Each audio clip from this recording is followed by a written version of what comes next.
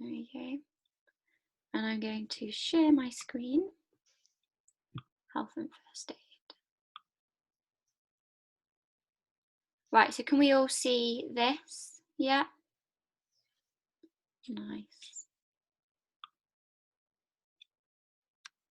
So, first section, we need to know our indication of good health. So I've got some photos here. So which horse out of all of these do you reckon is the one that's well? That you would like, if your horse looked like that, you'd be happy. The right bottom corner. Yeah, right bottom corner. So why do we think that this horse is well? Like what can you see about them? It's too fat. This one here. Oh, this. Oh. Yeah, what makes you think that he's the best? Like he looks, or she? The coat is shining, very shiny. So really good. She's got a nice shiny coat. What else about them? They look like they've got a good condition on. Yeah, good condition. You know, the eyes are quite bright, aren't they? Yeah, they look quite happy. Looks well, doesn't it? Looks quite bright. Yeah, really good. So that is the horse that we're going to say is the well horse out of them. So our other horses here, what makes you think that they're not doing so well? Dull coat. Yeah. So this one here, yeah, it's a bit dull, not shiny like that one. Yeah. We already said about this one, the chestnut. There's one that's too skinny, and there's a difference between too fat and too skinny. You need it just right, or is it not very well? Yeah. So this one in the middle looks quite, good muscle tone. Yeah. This one, obviously, we can see its ribs. You can see the hip bones. Yeah, it's quite scrawny. It doesn't look very well looked after, that one. Yeah. This horse is quite extreme. We'd call this one sort of emaciated. Yeah. This one's been starved. Yeah. This one here, the complete opposite. Yeah, but he's too fat. So what can come if your horse is too fat? What can they get? Laminitis. Yeah, they can get laminitis. Good. So what else might they get? Happens with humans too. If they're too fat.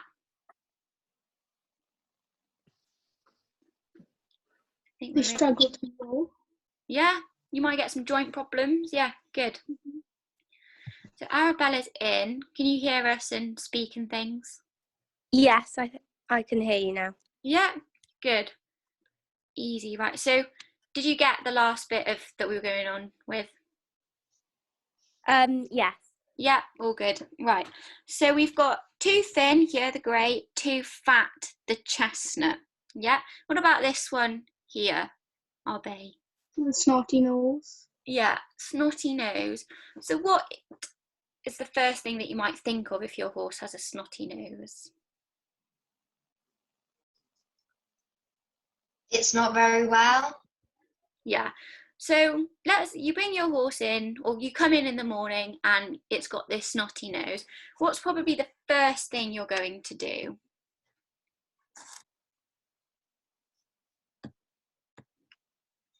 Keep it away from other ponies because it can spread. Yeah, that's good. So what might you do before that though?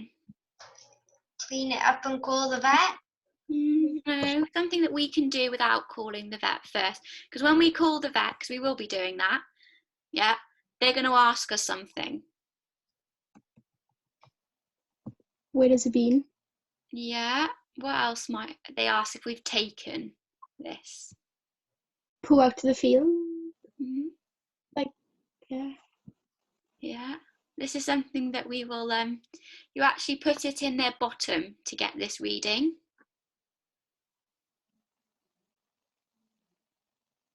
When you were kids, your parents might have put their hand on your forehead and said, oh, she's burning up. Thermometer.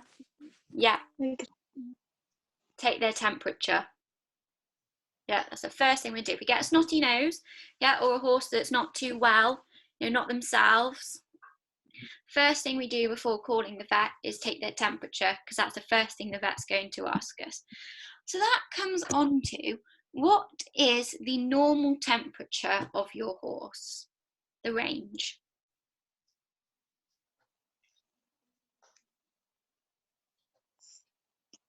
Is it 36 degrees? That's close. Yeah, it's about 37.5 to 38.5. So pretty close there, Chloe. Yeah. So that is your range. Yeah, that's an ideal range for the temperature, right? If the horse's temperature is over 39 degrees, yeah, you need to call a vet. Okay, so Chloe mentioned that we might isolate our snotty-nosed horse. Yeah, because a lot of the time you can get snotty noses tend to be infection. Yeah, like Or a virus. Virus, bacterial infection. Yeah. Can you name one that's quite, I guess, common, but it's not, hopefully not too common, but occasionally, and yards go on full lockdown, and you can't move anything in or out. The flu. Yeah, that's a good one. Flu. It begins with an S. This one. Strangles? Yeah, good. Strangles. So if you get a horse, strangles also, they swell up under their chins. Yeah, that's where they swell up, behind the cheeks kind of thing. So that comes to strangles too, and you get snotty nose. Yeah, they're quite lethargic. They have this high temperature. The first thing you do is isolate that horse away from all the others, because they're quite contagious, along with flu, contagious. Yeah.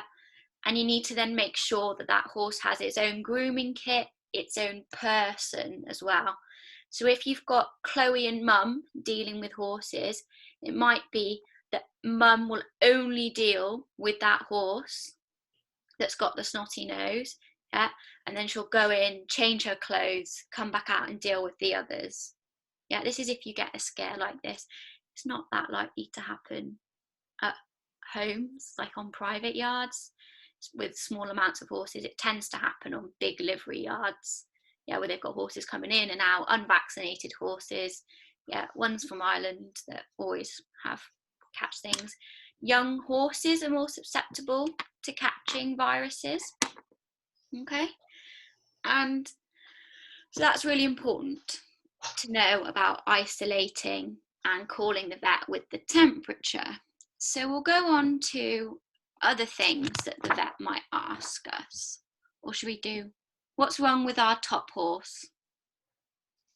Feet are too long. Yeah, so is that a human problem or a horse problem? Horse and human problem? Do you think the horse can do anything about its feet? No. No.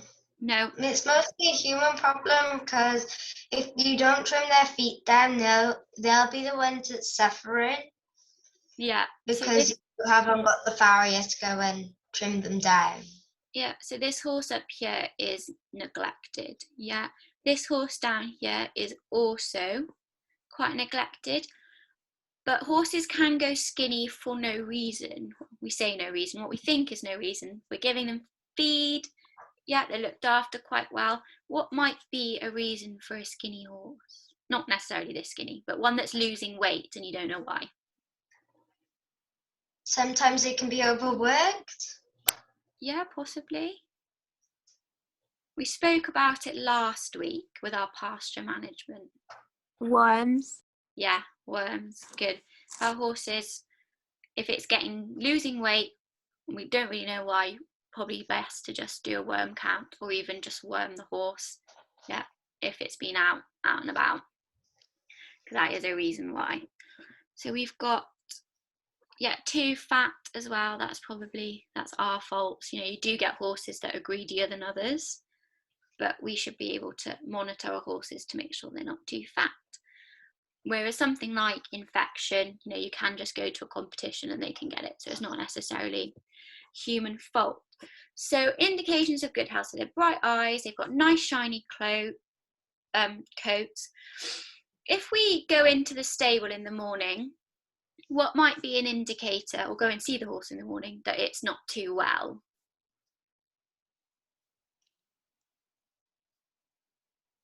Check it over. Yeah. Let's say you've got a horse that loves its food and it's banging and crashing in the morning. Yeah, and you come in one day and it's just stood at the back of the stable. That it's not eating. Yeah. So that's going to be a really good indicator that your horse, there might be something wrong with it. So you don't even have to have seen the horse to know that that's happened. Yeah, if it's banging and crashing away. So once we've got that, we're going to go into the stable, and what are we going to be looking for, or what would you be surprised if you didn't see? Poo. Yeah, so if it hasn't pooed, what else if it hasn't done?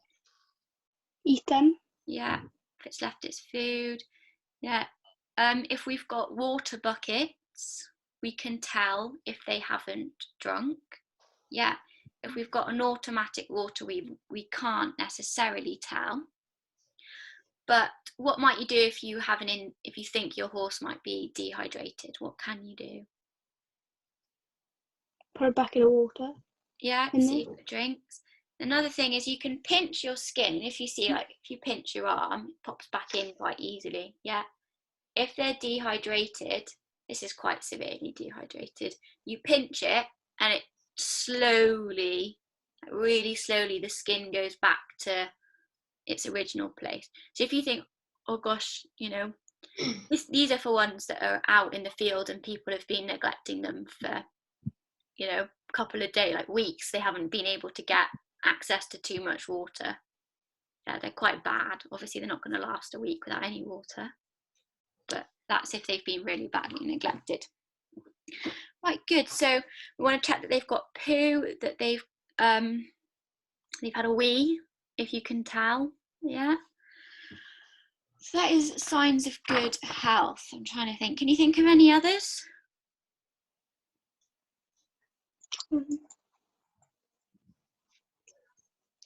About, again, with the legs, we will get onto that later on as well. But how might you tell that your horse might be lame in the stable?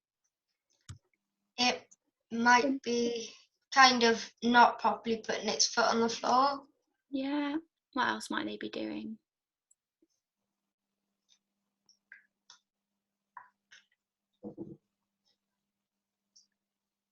What else can you tell? Not necessarily lame, but they might have some very visible thing that might make you think they're not very well. Swelling? Pardon? Swelling? Swellings, yeah, good. Swellings, cuts, yeah. Anything like that is a good indicator. Swelling's very good, well done, Chloe. And if they're standing at the back of the stable with their sort of feet up on the banks, yeah, trying to take the weight off their back legs, they're holding legs up, yeah, things like that. They're not moving.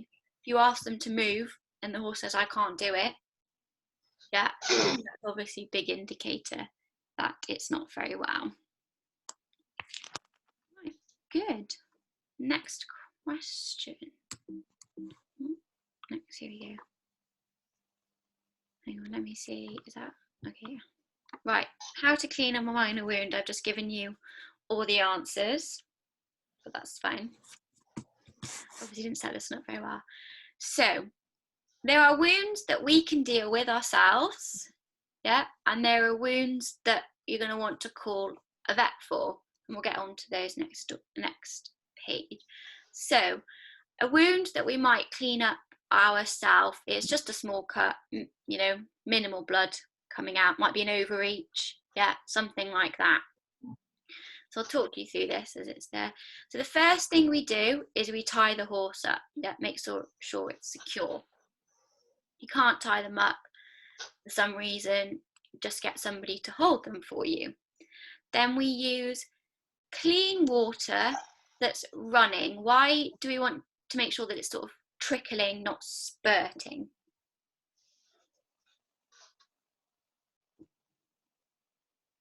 Why do you think? Are you just going to grab the hose pipe, hold the end, and squirt it onto this wound?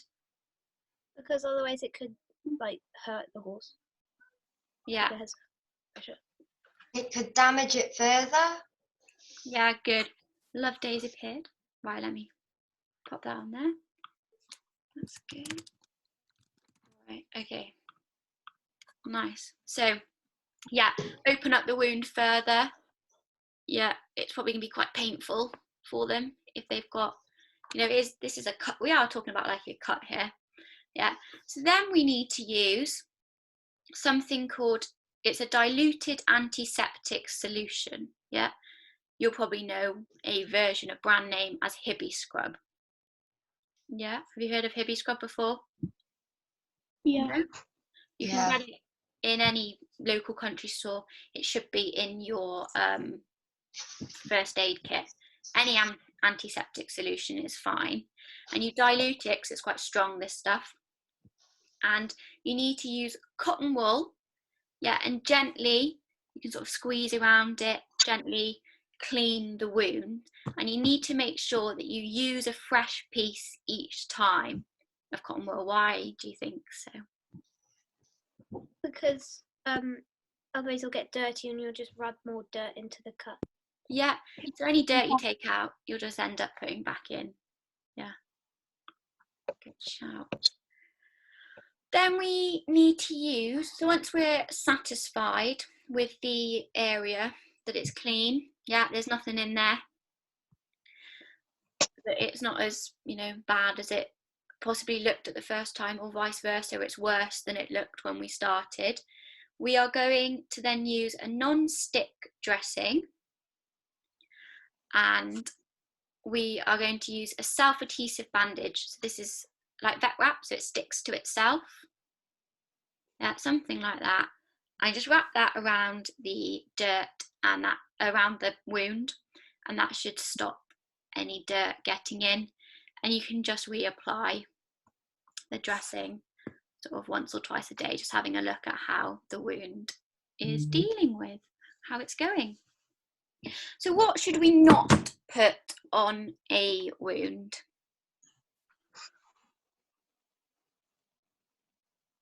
Ideally. This is to clean them. Creams, yeah. We try and avoid putting any creams on wounds. Some people do, but they don't really allow the wound to breathe. You quite like it if it's breathing, they get a bit hot. They're not, you're not going to stick a cream on a cut that you've got. You're going to put a plaster on, aren't you? So that's why we advised against it. Yeah, they can also, if you're not putting a dressing on, dust can stick to it, hay, straw, anything like that. So ideally, don't be using any creams.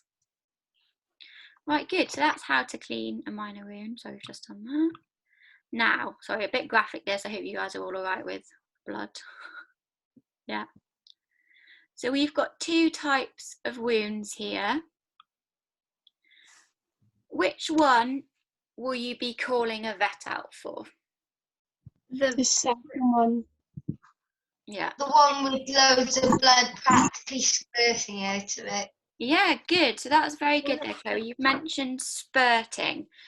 So if we have a wound that is spurting, like it sprays it out like this, pulses the wound, the blood out, what do you think might have happened? They might have probably cut it, say, on something sharp.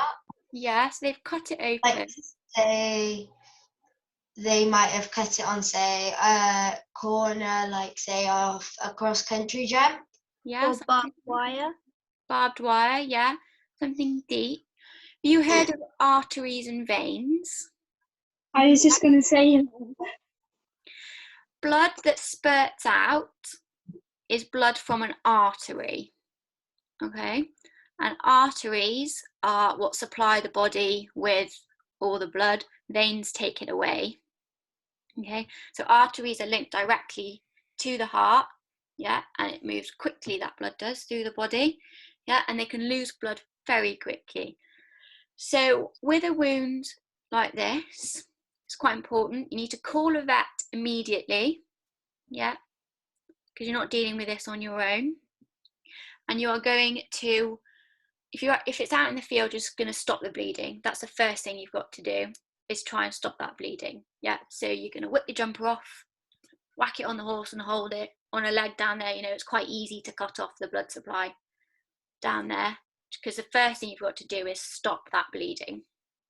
Yeah, if it's in a place that is difficult to have the vet to have access to, or it's getting dark, or it's raining and it's impossible to deal with the horse, you will have to move it from where it is. Yeah, but if it's done it in a stable or something like that, you can deal with it there and then, although it's more, hopefully it's likely to have done it out in the field.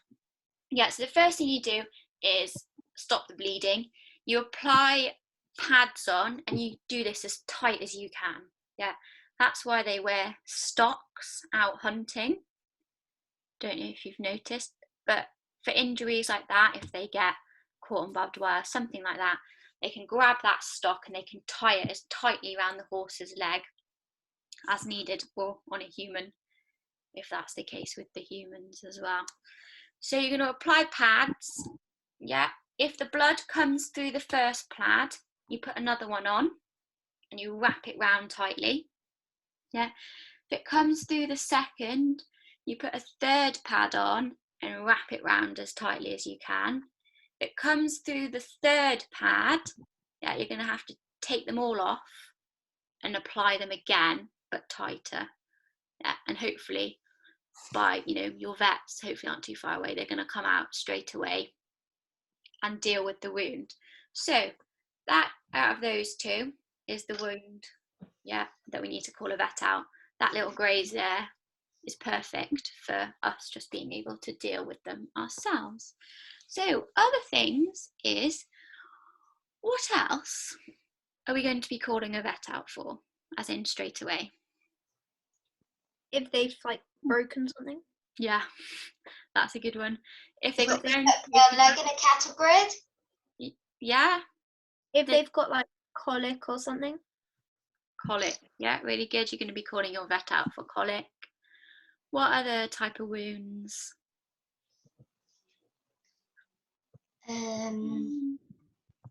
Not necessarily on the leg, might be somewhere else on the body. Anywhere where blood will start spurting out. Or Pardon? If blood is spurting out, just call vet. Yeah, anywhere on the body you're calling vet for blood spurting out. What other areas on the body?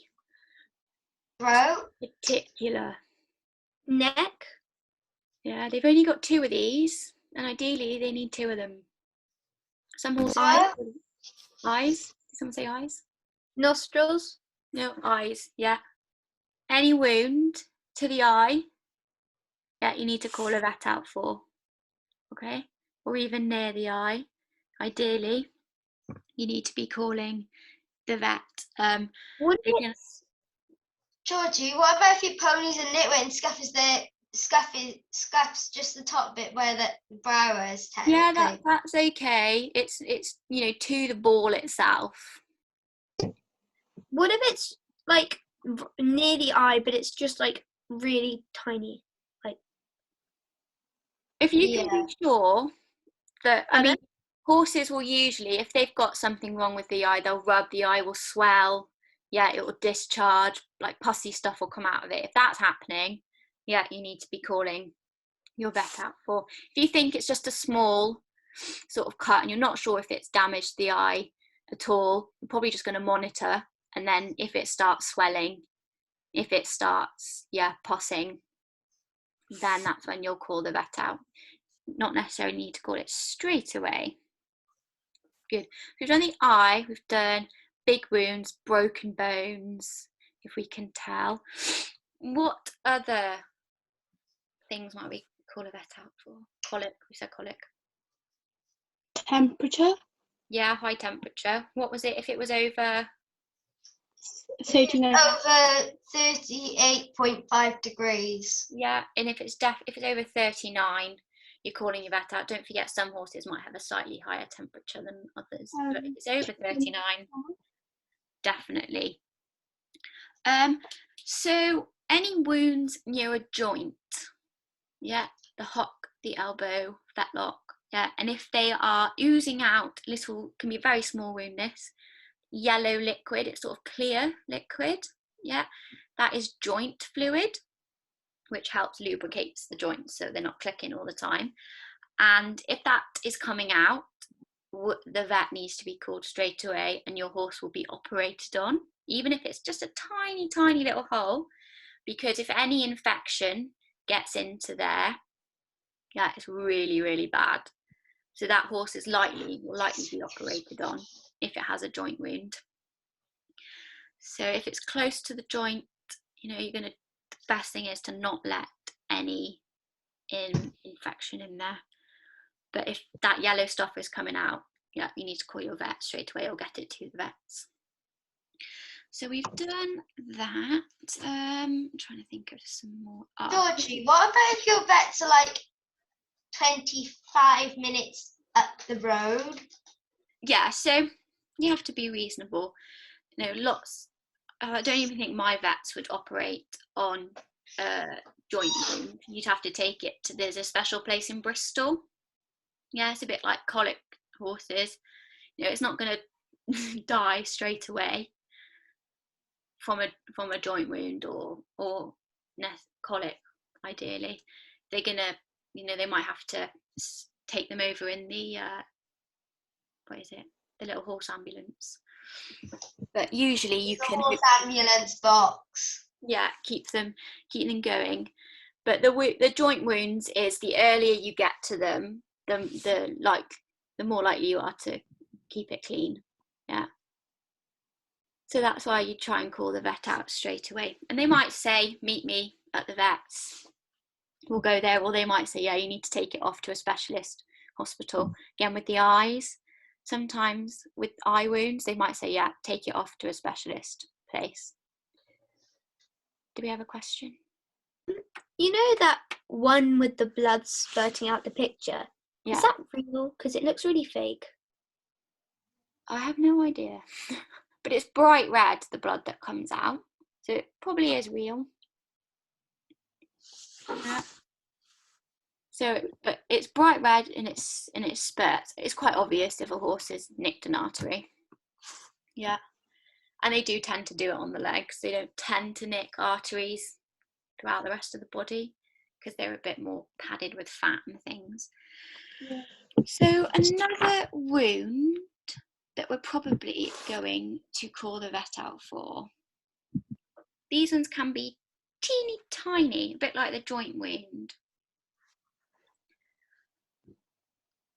My nose. Nose, did you say? I missed that. A minor wound. Is that, sorry, Ria, I missed what you said. No, don't worry. Who? Yeah, good. A puncture wound to the foot. Yeah, and anywhere else on the body really. But if they have, they're likely to get a puncture wound in the foot because they're the only ones that are standing on the ground. Yeah, so they might get a nail going up through their foot. What do we make sure that we don't do with the puncture, with the object that's in them? Pull it out? Mm-hmm. Yeah. Leave it to the... Yeah, we're going to leave it in there because what might happen if we pull it out? You might pull out more hoof with it and make the hole bigger. Yeah, and what about if it's somewhere else on the body? It could be a bit like the picture where it's got all the blood spurting out, and it could be a bit like that. That object in that horse's leg might be the only thing that is stopping it from bleeding out. Yeah, because it's gone in, it's gone into the artery and it's stopping it from bleeding out. So you're going to leave it in there. If it's in the foot and you're halfway out on a hack and you've got no cell service at all, you might have to pull the object out. If it can't walk in, unfortunately, you might have to pull it out. And hopefully then what you'll do is we'll try and mark, if you've got anywhere like a pen on you, you might not, but if you are lucky enough to have a pen on you, you'll mark the area that the object has gone in, so that when the vet comes along and you say, oh yeah, it stood on a nail, and they're like, which part of the foot? You're like, ooh, I don't know. So it's a good way of marking where the object has been, so you don't lose it. Good. So puncture wounds, colic, arterial bleeds, broken bones. What if, let's say, we haven't got bones sticking out? What might be an indicator that our horse is lame? What did we say earlier? If they're limping. Yeah, really not putting the foot to the ground. Yeah, things like that. Because obviously we don't have x-ray eyes, we can't just see through and see their bones. So the vet will need to come out or you need to take the horse there to do an x-ray. So severe lameness is another reason for calling a vet out straight away.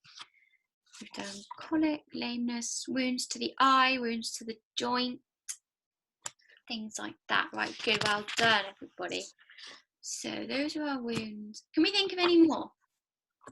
When it's nodding his head. Yeah, nodding head. So that is an indicator of Lame. lameness. Yeah, good. So, there's one more reason that we might call our vet out, even if it's a minor wound. This is a clue. Yeah, can we guess? Tetanus. If it hasn't been vaccinated against tetanus, you'll call your vet out. What is tetanus? That's my first question, right there. What is it? Does anyone know what tetanus is? Do you know where it lives? All I really know is it's a bug. Yeah, it is a bug. It's bacterial. Yeah, it's a bacteria that lives in the soil, and it sort of produces a toxin that it stops the function of sort of the nerves in the horses. Yeah. Like a jaw. Lockjaw. Yeah. So that's an indicator that your horse, you might say tetanus if its jaw is literally what it is. It just locks. Yeah. Tetanus, it kills most horses if they contract it. Yeah, it will kill them. So that's why it's really important that we Vaccinate them. Vaccinate them. And what else do we vaccinate against? The Flu. flu. Flu. Good. Usually they are combined, and you'll vaccinate against flu every year, and you'll vaccinate against tetanus every other year. If you look in the passport, you will find that is probably the case, that your vet's just done. And then when you've got a horse that's quite old, in its 20s and its 30s, that's had lots and lots of tetanus vaccinations, it's, probably doesn't need any more. But the vets will advise you against that. So we need to know when our horses were last vaccinated. Does anyone have any idea? Who was? Do you know if your horse is vaccinated? I have no idea. No idea. Mine is, both of them. Good. And how often do we need to vaccinate them? Every 6 months. This is maximum, or minimum. Yeah. Minimum. I think I'm going. The maximum time they can go between vaccinations. So maximum time. 2 years. 12 months. 12 months. 12 months. Yeah. So this is for flu. So I should have been a bit more specific. So for flu vaccinations, 12 months. You miss your 12 months, you have to start again. Yeah, which ends up being quite expensive because you have to have 3 booster vaccinations. So you have your first vaccination, and then it's about 4 weeks later, you have a second vaccination. These are your boosters, I guess.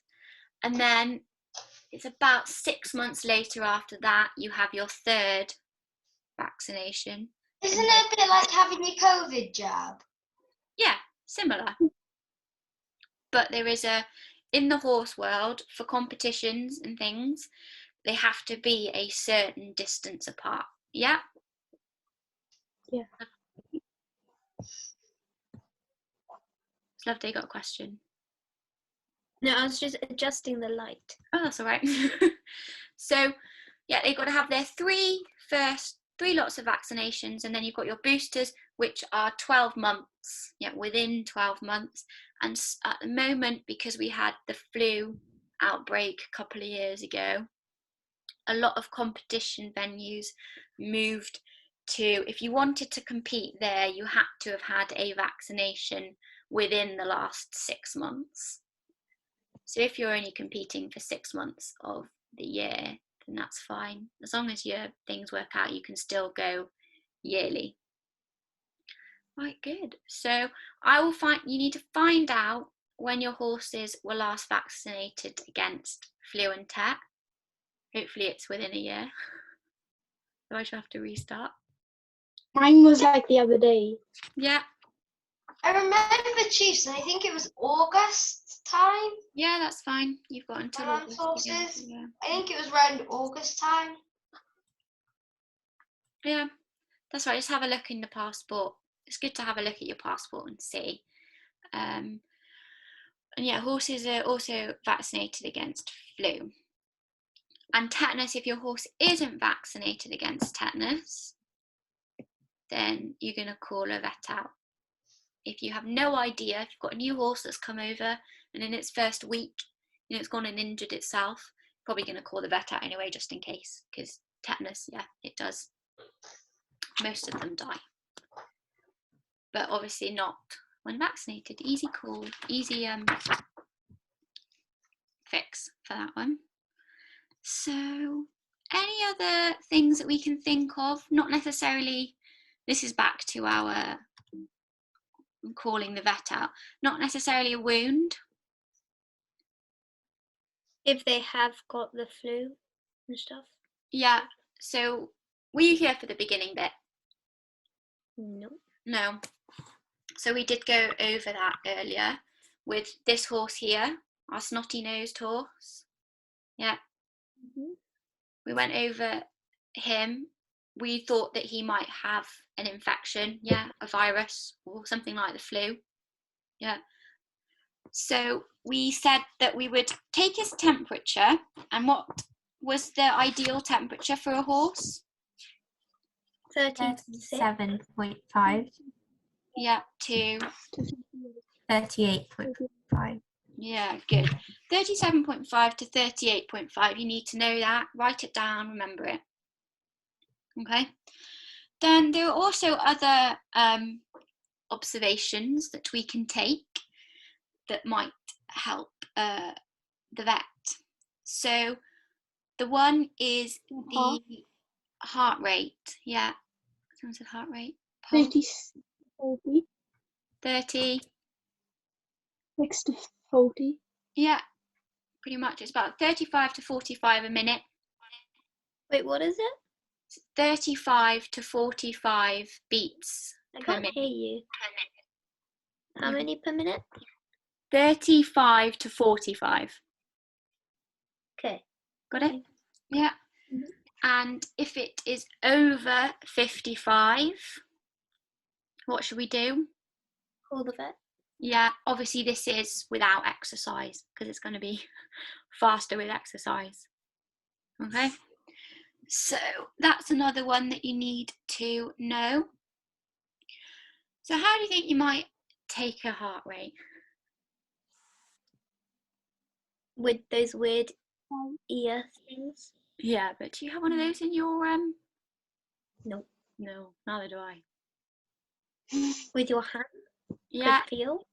and you use these 2 fingers. Why do you use the fingers and not a thumb? Because Because they you don't can- have much. Yeah, it's actually because your thumb has a pulse. So you might be reading your own pulse, not the horse's pulse.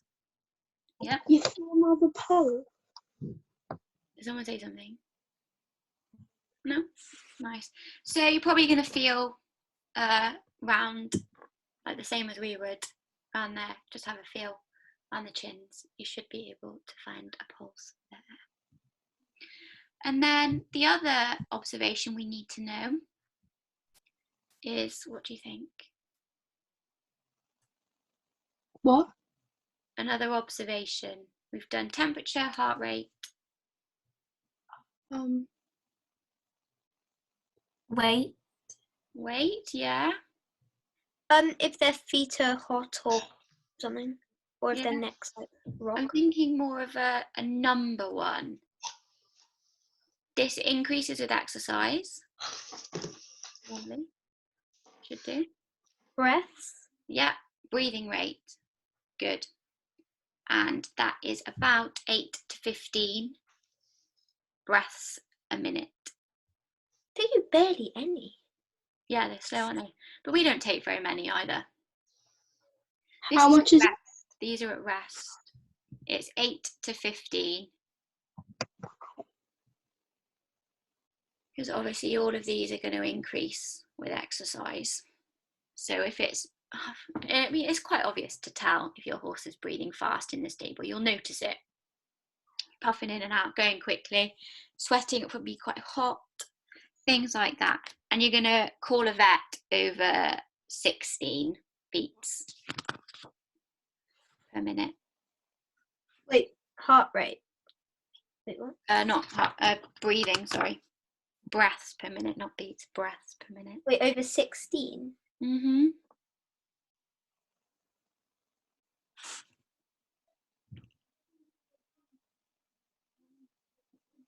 Okay, we've done those.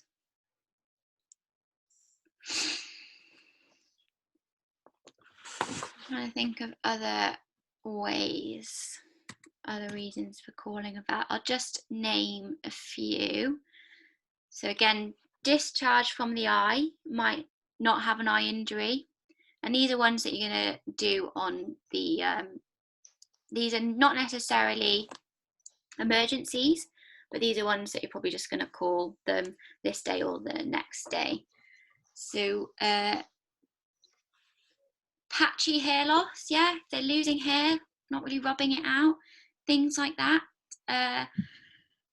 Poor performance if they're lethargic, tired, not quite themselves. You know, it might be that they've just got a bit of the flu, not the flu, but a flu, one that's not going to kill them like that. What else? Weight loss, if they're struggling to eat, what might that be an indicator of? Pardon? Pardon? Whims. Worms, yeah. What about if they're difficult? They struggle to eat. They're dropping it out of their mouth. Teeth. Teeth, yeah, they might need their teeth looking at. Do you know what it's called when they drop food out of their mouth? Dropping. Begins with a Q. Don't know. No, it's called quidding. Yeah, it's just an interesting fact. You probably don't need to know it, but as you move up the grades, you will need to know what quidding is. Trying to think. I think that's pretty much all that. I think I've bombarded you with information there with all of that. So the last bit is we need to recognise when a pony is clearly lame. And thanks to my lovely horses at home, I've got some videos of some very lame horses. So hopefully this will work. If it doesn't work, if you can't see it very well, I'll send it to you and you can have a look. So this horse is lame, and I want you to tell me which leg it's lame on.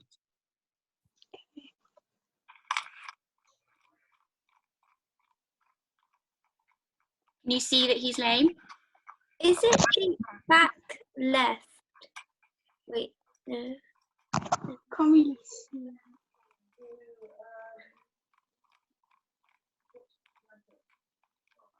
Yeah, So, the back.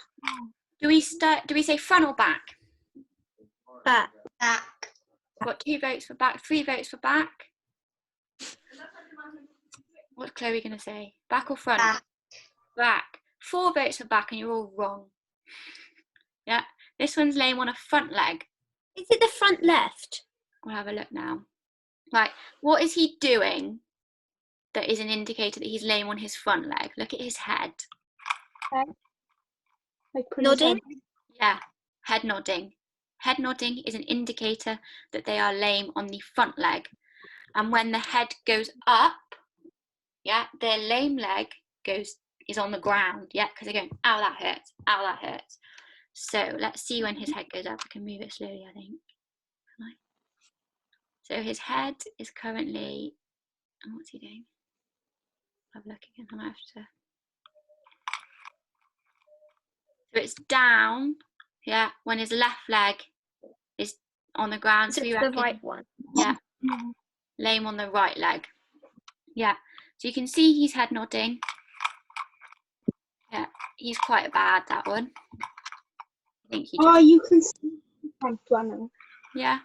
So when you look at, I know, he's all right though. Can't actually tell you what he did. He probably just had an abscess in there. Yeah. Right. That's one lame horse. This is lame horse number 2. So I want you to tell me if he's badly lame, if it's back, if it's front, which leg it is on.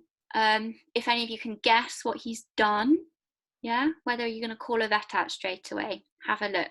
And also take into account which pace they were both in, or different paces. That's slow.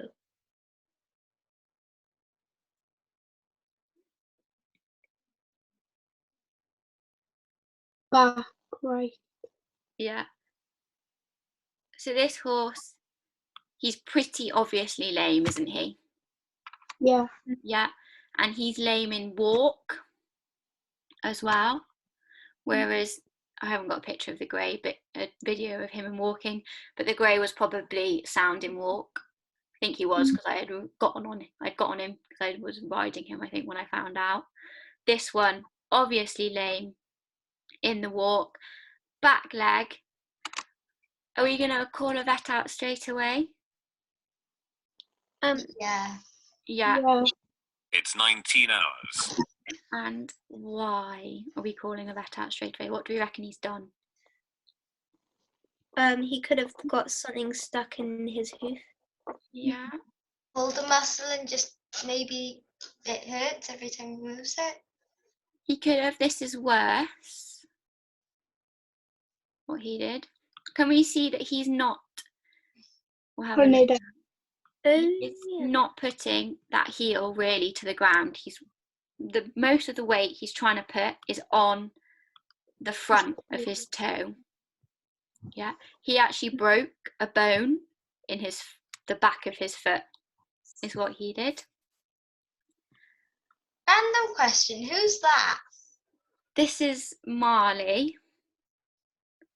Marley's a horse I had a couple of years ago, and he broke his foot just out in the field. We got him in, and he walked in quite well. And then when he was rested, he came out and he broke his pedal bone, which is quite a few horses. I've had 2 horses break pedal bones. They usually they have about 6 months box rest, but usually come back sound. It's quite out of all the bones to break, it's quite a good one for them to break. He went on and actually had a bad accident in a competition and ended up breaking his leg. So unfortunately that wasn't compatible with life, so he did end up getting put down. because of that. And unfortunately, it is things that sometimes come with horses. But this injury here wasn't that severe. When he broke his leg, he shattered the back of it. So he did a good job of it. But this is one that's quite, yeah, you can see him just not wanting to put that weight down on the ground. So we need to know, recognise when a pony is clearly lame. And we definitely recognise that they were both lame. And we recognise, we'll show this again, the head nodding, front leg. With a back leg, it's Got the cat as well. that's my mum talking. It's obvious with a back leg, usually. Yeah, they are genuinely, you can see the pelvis is dropped. It's much easier to recognise a horse that's lame behind than it is in front. Right, good. Any questions about that? No. Have I given you guys too much information? Are we going to be doing jumping on the actual thing? Yeah, but small How jump. big? How big? Right. I've asked that question. She won't tell me how big. It's like she says small, but nothing else. Can I just ask one question? Is it under